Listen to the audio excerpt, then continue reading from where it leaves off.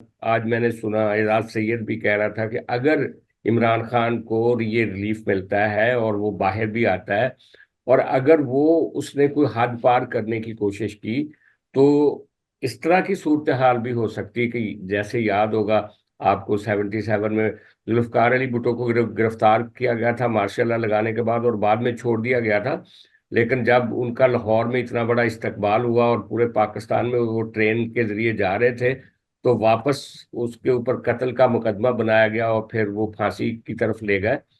तो मसला ये है कि इस मुल्क में ये तो नहीं हो सकता कि इमरान खान पब्लिक के वोट के साथ मिल के आके, अगर वो पॉपुलर भी है, तो वो एस्टेब्लिशमेंट की जो पावर सेटिंग है उसको सारी को बदल दे और आके कोई ब्रेक थ्रू कर दे। ये नहीं हो सकता। अलबत्ता वो इस दीवार से टकरा के अपना नुकसान कर सकते हैं। ये आज की इस गुफ्तगू से मेरा एक सादा सा जी एक। बिल्कुल बिल्कुल। तो आसिफ रशीद चौधरी भी हमारे साथ मौजूद हैं। आसिफ भाई, आपने सुनी ये सारी बात, जरा आप भी इसके ऊपर अपने कमेंट दें। यकीनन आपने फॉलो की होंगी आज की जो गुफ्तगू थी खान साहब की। जी सब भाई देखें, जी अब आ रही है आपकी आवाज। तो लेकिन मैं जो आपको सुन पाया उसकी रोशनी में मैं कुछ अपनी राय का इजहार कर देता हूँ। देखें, हमारे जैसे जमहूर पसंद ना इमरान खान साहब की बहुत सारे बयानात सुन के आजकल बड़े खुश होते हैं। और मैंने आज उनका बयान जब उसकी हेडलाइन से पढ़ना शुरू किया तो मैं उसको बड़े एक करेजियस लीडर के तौर पे देख रहा था कि उन्होंने किस तरीके से पाकिस्तान की सबसे ताकतवर शख्सियत को ललकारा है और उनको कहा है कि आप रिस्पॉन्सिबल होंगे अगर मुझे या मेरी बेगम को कुछ हुआ। देखिए, मैं मियां नवाज शरीफ साहब के बयानात भी सुनता रहा हूँ एहतसाब अदालतों में जब वो पेश होते थे। तो उनके अक्सर बयानात यही हुआ करते थे कि देखें जी, ये जजेस ने हमारे ऊपर हम नाहक मुकदमे बनाए हैं, मेरे तो कोई एसेट्स नहीं हैं। इस तरह की वो बातें किया करते थे। या जो उनकी सबसे सख्त तकरीर थी, वो गालिबन गुजरांवाला की तकरीर थी, जिसमें उन्होंने पहले वो वीडियो चलाई थी, वो कर्नल साहब की आने वाली। और जी उसके बाद फिर उन्होंने कहा था, उसके बाद उन्होंने कहा कि बाजवा साहब आपको जवाब देना होगा, जनरल फैज हमीद साहब आपको हिसाब देना होगा।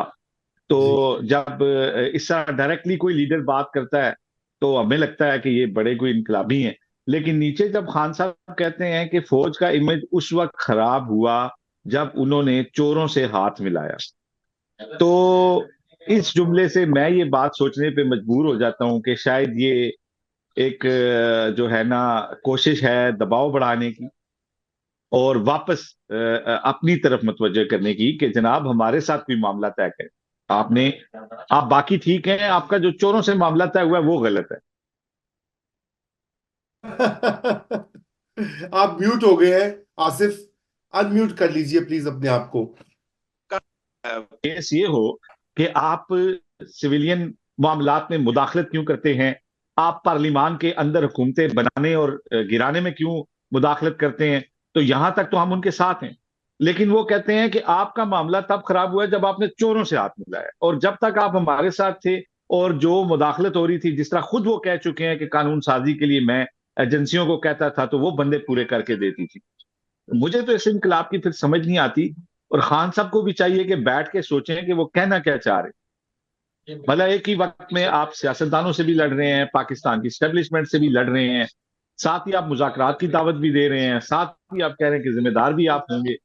तो और मेरे जैसे फिर बंदे कंफ्यूज हो जाते हैं, जो कभी कभार समझते हैं कि खान साहब पता नहीं शायद इस मुल्क में कोई इनकलाब लेके आएंगे और सिविलियन बाला दस्ती का कोई बड़ा जबरदस्त वो मुकदमा लड़ेंगे। लेकिन जब वो नीचे कहते हैं कि जब आपने चोरों से हाथ मिलाया वहां आप गलत हुए, बाकी आप ठीक थे, तो मुझे फिर बहुत सारे शकूक जो है मेरे जहन में वो आ पैदा जाते होते हैं। हैं। खान साहब यकीनन ये जो उनकी बातें हैं, फिर मैं उसको इसी तनाजर में देखता हूँ कि वो चाहते हैं कि जो मुजाकर फौज किसी ना किसी लेवल पे तो वैसे ही एंगेज कर रही होती है ना। जब से मियां साहब बाहर गए हुए थे तो एंगेज किया हुआ था उनकी पार्टी को भी, लेकिन उसको बाद लोग समझते हैं बस हम अभी आए कि अभी आए। बहुत सारे नून के लोग भी उस वक्त हमें मिलते तो क्या हमारी बातचीत बस आखिरी मरहले में है और इसमें कई साल गुजर गए थे। तो हाँ इसको खान साहब मेरा ख्याल है कि चाह रहे हैं कि अब कोई जोरदार बात उनसे की जाए। और वो मेरा ख्याल है अब तंग आ गए हैं कि मैं जेल के अंदर ज्यादा जो है ना मजीद वक्त नहीं गुजारना चाहता। वो चाहते हैं कि मैं इस तरह की बातें करके तो कोई अपने लिए कोई जो है वो बनाऊं, स्पेस पैदा कर। मैं तो फिर जी इसको इस नजर से देखूंगा। और ये इससे फिर मायूसी होती है, क्योंकि आप पीटीआई के बहुत सारे वर्कर हमारे साथ अब जो बात करते हैं, वो कहते हैं कि हमारा लीडर मुल्क में सिविलियन बालादस्ती की बात करता है, वो हाँ पाकिस्तान में शहरी आजादियों की बात करता है, आइन के अंदर गारंटी किए गए हकूक की बात करता है, वो फौज के सियासी किरदार के खिलाफ बात करता है। लेकिन जब खान साहब ये कहते हैं कि आप मेरे से बात करें, तो वहां पे फिर ये सारा दावा मशकूक हो जाता है। खुद उनकी अपनी ऑडियंस जो है, और खान साहब को एक बात नहीं भूलनी चाहिए, खान साहब आज उन्हीं शूज में खड़े हैं जिसमें कभी मियां साहब भी रहे हैं, जिसमें जुल्फकार अली भुट्टो भी रहे हैं। उनकी देखें, कल डे था उनका। तो अब देखना देखें उनकी, मुझे बाय एंड लार्ज मैं जब सोचता हूं अपने तौर पे, तो मुझे यही लगता है कि उनकी बिल आखिर एक डील हो। डील उसको शायद मुनासिब लफ्ज ना हो, एक बातचीत तो होगी, तो वो बाहर आएंगे।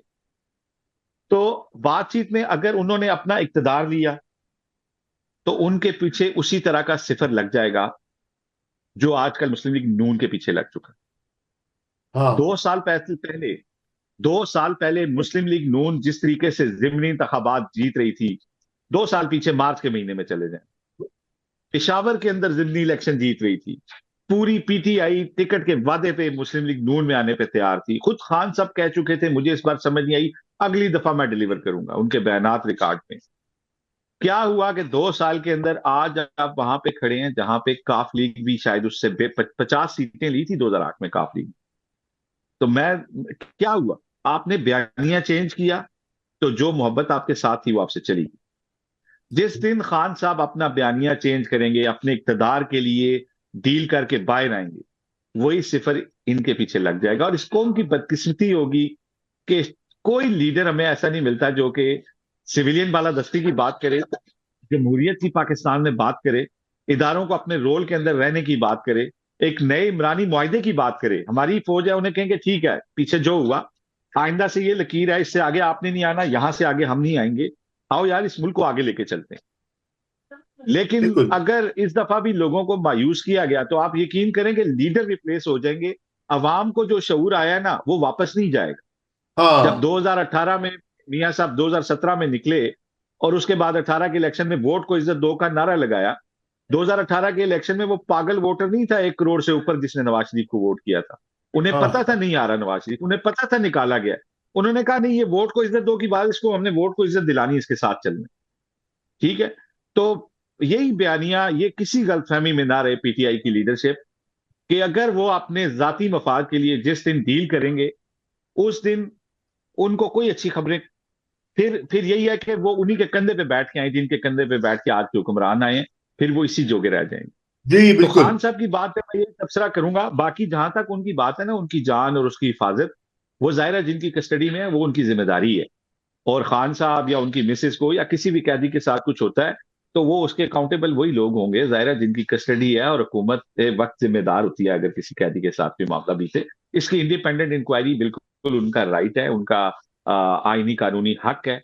उनकी तहकीकात होनी चाहिए कि क्या जहर दिया गया, नहीं दिया गया, और ये हकायक पब्लिक भी किए जाने चाहिए। ठीक।